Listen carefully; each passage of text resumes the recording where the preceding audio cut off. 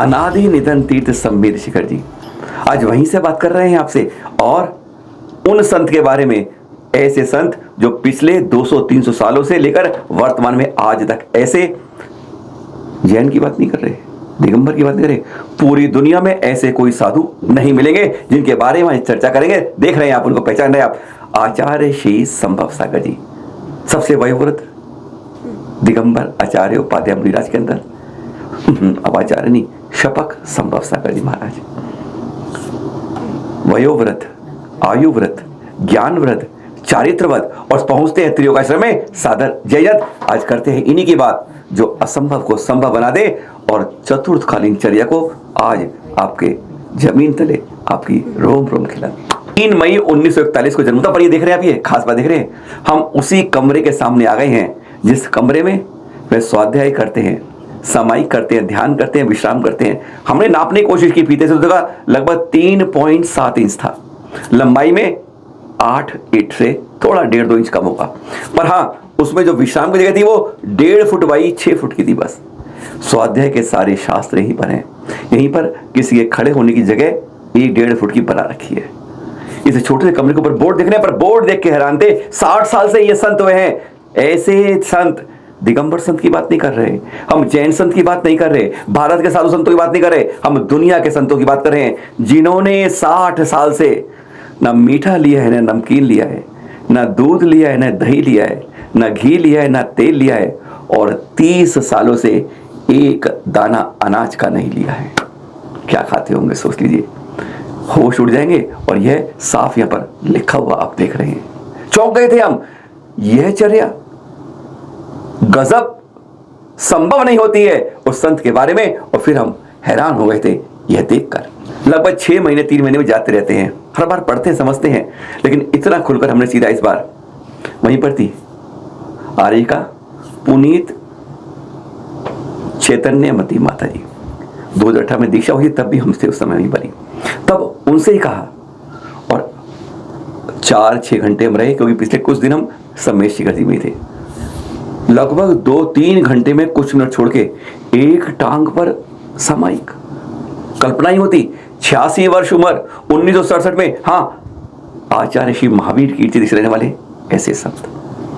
हम हैरान थे, ऐसी आहार एक बार, उसमें ये सब छोड़कर और सामायिक इस तरह से, हमने सीधा आर्यकाशी से कह ही दिया, भाई क्या है इस बारे में, हम तो दंग हो गए हैं जो सुबह से इनको आज से देख रहे हैं। सुने ये बात जब उन्होंने बताया। वर्तमान सबसे वयोवृद्ध, सबसे ज्ञानवृद्ध, और कहते हैं अब शपथ श्रेणी।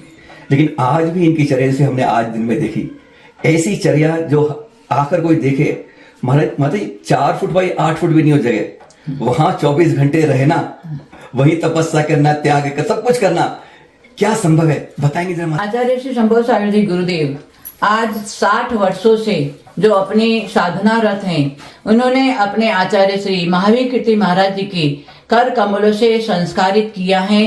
तो वही संस्कार आज जैन धर्म का आगम के अनुसार चर्या देखना है, तो आचार्य श्री संभव सागर जी गुरुदेव आज भारतवर्ष में श्रेष्ठ और ज्येष्ठ हैं।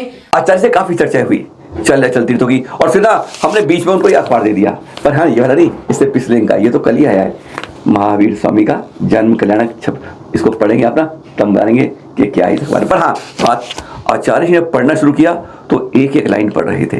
कहते हैं हमारे पास यहाँ जैनों के कई अखबार आते हैं, पर इस तरह की जानकारी मैं पहली बार पा रहा हूँ। देख कर हैरान थे, वो पढ़ रहे थे पर हम चर्चा कर रहे थे गुरुवर के बारे में। मैं सिलेकना लेकर के एक छपक बन के ये सम्मेय शिखर सिद्ध क्षेत्र में यहाँ बैठा हूँ मेरे समाधि के लिए। मेरे को सभी प्राणियों के प्रति मेरा आशीर्वाद है कि आप लोग भी मेरे जैसे, आप भी संलेखना लेकर के छपक बन के समाधि मान करने का पुरुषार्थ करो, तभी जैन धर्म का फल मिलेगा। तो दुनिया में धर्म एक ही है, जैन धर्म है, आत्मकल्याण का धर्म है। जैन धर्म किसी बाप का नहीं है। हम देख आत्मकल्याण चाहते हैं, वो यहाँ करके शिखर जी पवित्र क्षेत्र में अपना आत्मा का उद्धार करे, इसके लिए ये जैन धर्म है, इसलिए उनका हमारा आशीर्वाद है। और हमारे पास आ रहे, हमारे साथ में रहे, हमारे साथ में रह करके भी सिद्ध बन सकते हैं, समाधि ग्रहण कर सकते हैं। चर्चा चल रही थी चल अचल तीर्थों की सुरक्षा के बारे में। अचानक गुरुवर ने संकेत दिया, आनिका पुनीत चैतन्यवती माता जी को। सवाल था कि वर्तमान में दीक्षाएं बगैर शिक्षा के हो रही हैं और आज नवनिर्माण के चक्कर में प्राचीन तीर्थ हमसे दूर होते जा रहे हैं, शरण हो रहा है, जीर्णोद्धार की आवश्यकता है, वहां नहीं देख रहे। और उन्होंने खरी खरी बात 1 मिनट के अंदर माता जी ने कह दी, सुनिए। अब हम अपने कल्याण में हमारा भी, क्योंकि हमारे कर्तव्य बोध भी हैं, हमें कैसे ये जिम्मेदारी निभानी चाहिए चल अचल तीर्थों की सुरक्षा के प्रति। और हम आए दिन जो अभी मूल गुणों का भी हमें ज्ञान नहीं है, ऐसे जो भी आए उनको दीक्षा दे रहे हैं। और आए दिन जो जीर्णोद्धार मंदिर होना चाहिए वो तो नहीं, आए दिन नए नए मंदिरों का निर्माण करा के करोड़ों करोड़ों रुपया हम उसमें खर्च कर रहे हैं। इसके अलावा हम तो कहते हैं कि आप वहां खर्च न करके हमारे मुट्ठी भर साधु है उनकी सुरक्षा करें। हमारे जो क्षेत्र आज जा रहा है वो अपवित्र हो रहा है तो उनकी सुरक्षित करें, यहाँ धन खर्च करें और संगठन से हम अपने क्षेत्रों को चल अचल संपत्ति को बचाएं, यही हमारा कहना है। तो बार बार सोमेश्वर जी सिद्ध क्षेत्र पर आए और यहाँ विशेष मीटिंग कर करके और यहाँ एक ऐसी जैनियों की रैली निकाले। हमारे जैनी भले मुट्ठी भर है परंतु उनके अंदर जैन धर्म का संस्कार है, इसलिए हमारी जीत हो सकती है। पर हम खुद जैनी सोए हुए हैं, जैनी जागरूक हो जाए तो हमारे क्षेत्र को, हमारे दिगंबर संतों को हम रक्षा कर सकते हैं, यही हमारी भावना है।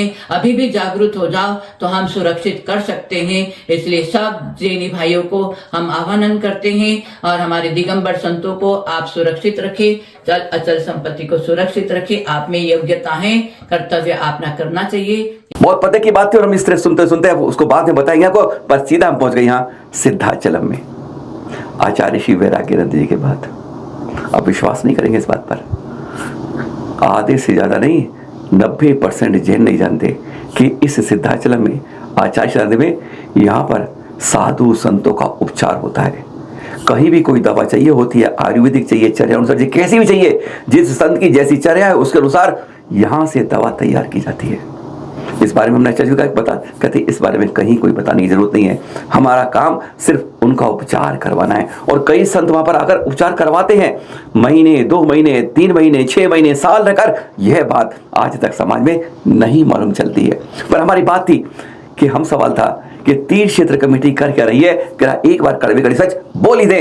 पर उन्होंने जो बताया हमारे होश उड़ गए, सुनकर जरा। आज हमें सोमेश्वर जी में हम देखते हैं पहाड़ के ऊपर जो तीर्थ क्षेत्र कमेटी का वर्किंग है वो बहुत पावरफुल है, चाहे पार्श्वनाथ टोक हो और चाहे गौतम स्वामी टोक हो। आज भी हमारे 15 साधु पहाड़ के ऊपर हैं, गौतम स्वामी टोक पे रह रहे हैं और 10 दिन से वही हैं, वहीं पर चौका लग रहा है। सारी व्यवस्था तीर्थ क्षेत्र कमेटी बहुत मनोयोग से करने में किसी प्रकार का कोई कमी नहीं करती है। इसलिए हमारा कहना यह है कि आप सब लोग पूरे भारतवर्ष की दिगंबर जैन समाज तीर्थ क्षेत्र कमेटी के लिए तन मन धन से सहयोग करें। आप तीर्थ क्षेत्र कमेटी जिसके 125 साल हो गए हैं और निरंतर तीर्थ क्षेत्रों के लिए चिंतनरत है और तीर्थ क्षेत्रों का कार्य करने के लिए बिना धन के, बिना पैसे के कुछ भी नहीं होता।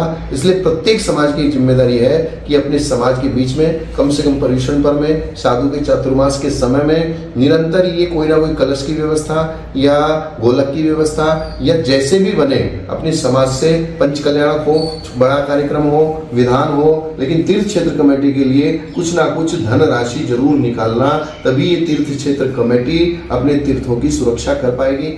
गुरुवर ऐसा हम देश में कई जगह देखते, चाहे हम ही कहें मतलब दूसरे लोग कहें, हम कहते हैं हम दूसरी जाति के लोग, दूसरे लोग हमारे से विरोध है, हम द्वंद्व करने लगते हैं। क्या भाई भाई मिलके काम करें तो ज्यादा सफलता नेक का काम रहेगा या लड़कर कुछ चीज पाना होगा? सही क्या है? 10 साल से हम रह रहे हैं, हमने जो यहाँ का माहौल देखा है, या जितने भी हमारे आदिवासी समाज है या हमारी जैन समाज को छोड़ के जो भी समाज यहाँ पे रह रही है वो सब हमारा सहयोग कर रही है। उन लोगों ने हमारा कभी भी विरोध नहीं किया, तो हम लोगों को भी उन लोगों के सपोर्ट में रह के काम करना है। वे लोग ये समझते हैं कि जैन समाज यहाँ आती है तो हम लोगों के लिए भी फायदा है, यहाँ एक वर्किंग भी होता है, एक जो पैसे की जो आमदनी आर्थिक रूप से भी मजबूत होते हैं। इसलिए पूरे भारतवर्ष में जो एक चला शिखर जी बचाओ, शिखर जी बचाओ, शिखर जी बचाओ, शिखर जी कहीं नहीं जा रहा है, शिखर जी जहाँ है वहां का वहीं है। और ये लोग बहुत सरल हैं, सीधे हैं, और ये लोग किसी भी प्रकार से कोई विरोध नहीं कर रहे हैं। आप यात्री आते हैं और यात्री आते हैं आराम से यात्री कराते हैं, यही लोग आपको पहाड़ पे लेके जाते हैं, यही लोग आपकी सुरक्षा करते हैं। और नहीं तो स्थिति ऐसी हो जाएगी, इतना बड़ा पहाड़ है, अगर इनके दिमाग में कीड़ा जाग गया तो फिर ये आपको पहाड़ पे कैसे सुरक्षित लेके जाएंगे। मतलब सहयोग से सफलता मिलेगी। हाँ, इन लोगों को साथ में लेके चलो, इन लोगों को साथ में लेके चलेंगे तो ही हमारा काम बनेगा। इन लोगों का भी जीवन है, हम लोगों का भी जीवन है, हमको यात्रा करनी है, इन लोगों की आजीविका है, तो दोनों का काम चलना चाहिए ना। यही अच्छा विकल्प यही है, मतलब आपस में विरोध करना, विरोध नहीं करना, विरोध नहीं करना, किसी का भी विरोध नहीं करना। जैन धर्म किसी का भी विरोध नहीं करता है, सबको साथ में लेके चलता है, ये जैन धर्म की मुख्य धारा है। बाकी कोई दिक्कत नहीं है। आज तक 3 साल से इतने सारे साधु पहाड़ पे जाते हैं, माता जी जाती हैं, किसी को कोई समस्या नहीं है। दर्शन करते हैं, वंदन करते हैं, ये लोग भी आते हैं, दर्शन करते हैं, ये पहाड़ को, प्रकृति को पूजते हैं, तो प्रकृति को पूजने तो हमें क्या दिक्कत है। हम तीर्थंकरों की पूजा करते हैं, प्रकृति की पूजा करते हैं, इसमें कोई समस्या नहीं है।